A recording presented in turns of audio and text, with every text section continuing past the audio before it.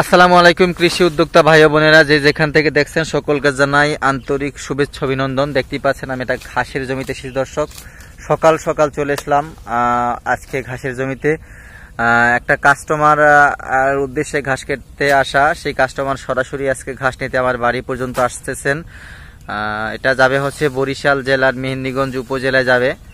সেই কাটিংটার অর্ডারগুলো কমপ্লিট করার জন্য আজকে ঘাসের জমিতে। সেই ভাই অনেক ধরনের হাইব্রিড জাতের ঘাস চাষ করবেন। এই ডক্টর জহির স্যারের জারা ওয়ান হাইব্রিড ঘাস সে নেবে, এবং তাইওয়ান হাইব্রিড ঘাস এবং ইন্দোনেশিয়ান স্মার্ট নেপিয়ার ঘাস, তিনটা ঘাসের জাত আমার কাছ থেকে আজকে নেবে সে। সেই জন্য সকালবেলা চলে আসলাম, একেবারে মর্নিং শোতে চলে আসলাম ঘাসের জমিতে। দেখতে পাচ্ছেন দর্শক, ঘাস কাটতেছি আর ভাবলাম একটা ভিডিও করি আপনাদের উদ্দেশ্যে, সেই সভাতে আজকে কথা বলা। দেখতে পাচ্ছেন আমার সামনে একটা জমিতে প্রচুর পরিমাণ কাঁচা ঘাসের যোগান রয়েছে, আর এক প্রান্ত থেকে কিন্তু আমি কাটিং কাটতেছি সেই ভাইয়ের জন্য। দেখেন জারা ওয়ান হাইব্রিড ঘাস, ডক্টর জহির স্যারের চীন থেকে আনা এই ঘাসটি।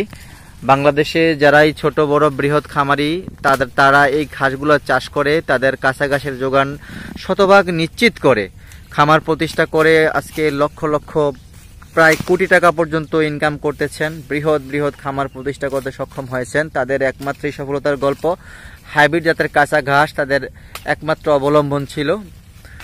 সেই সভাতেই কিন্তু তারা আজকে বৃহৎ খামারি হতে পেরেছেন। আপনারা জানেন কাঁচা ঘাসের উপরে কোনো কিছুই নাই, আর এই ঘাসটা যদি আপনি একবার চাষ করেন অনায়াসে 5 থেকে 7 বছর ফলন পাবেন। সেক্ষেত্রে আপনাকে কষ্ট করে হলেও উঁচু জমিটা সিলেক্ট করতে হবে দীর্ঘদিন ঘাসটা টিকিয়ে রাখার জন্য।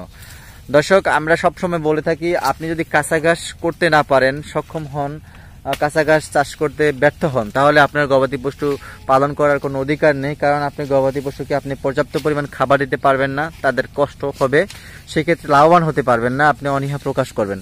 সেক্ষেত্রে বলতে চাই, আপনি যদি সফল খামারি হতে চান, খামার প্রতিষ্ঠা গড়তে চান, তাহলে কাঁচা ঘাসের বিকল্প কোনো কিছুই নাই। আপনারা ইউটিউবে অনেক চ্যানেল দেখেন, যেমন বিসমিল্লাহ এগ্রো সাইফুল ভাই, উনি কিন্তু এরকম ঘাস চাষ করে কিন্তু গবাদি পশুকে খাওয়াই থাকেন, হয়তো কাটিং বিক্রি করে না, দেখবেন আপনারা। আরও রয়েছে আপনার ইতি আপু, অল্প বয়সের একটা নারী উদ্যোক্তা, সেও কিন্তু আজকে বৃহৎ খামার প্রতিষ্ঠা করে সফল হয়েছেন।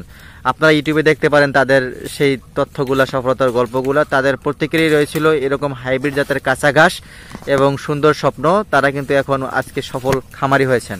আমি আবারও বলতে চাই, যদি আপনারা সফল খামারি হতে চান, তাহলে আপনাকে এরকম 3 থেকে 4টা কোয়ালিটির কাঁচা ঘাস নির্বাচন করে চাষ করতে হবে। তারপরে আপনি গবাদি পশু পালন করে সফলতা অর্জন করতে পারবেন। সেই ক্ষেত্রে বিভিন্ন জাতের ঘাসের কাটিং রয়েছে আমার কাছে, স্ক্রিনে দেওয়া নাম্বারে যোগাযোগ করে কাটিং সংগ্রহ করতে পারবেন। দর্শক, এই হচ্ছে আজকে আমার প্রতিবেদন। যদি ভালো লাগে থাকে ভিডিওটি অবশ্যই শেয়ার করে দিবেন, অথবা অন্যান্য উদ্যোক্তা বাইরে যাতে এই ভিডিও দেখতে পারে, উপকৃত হয়। আর চ্যানেলটা সাবস্ক্রাইব করে পাশে থাকবেন। সকলকে ধন্যবাদ।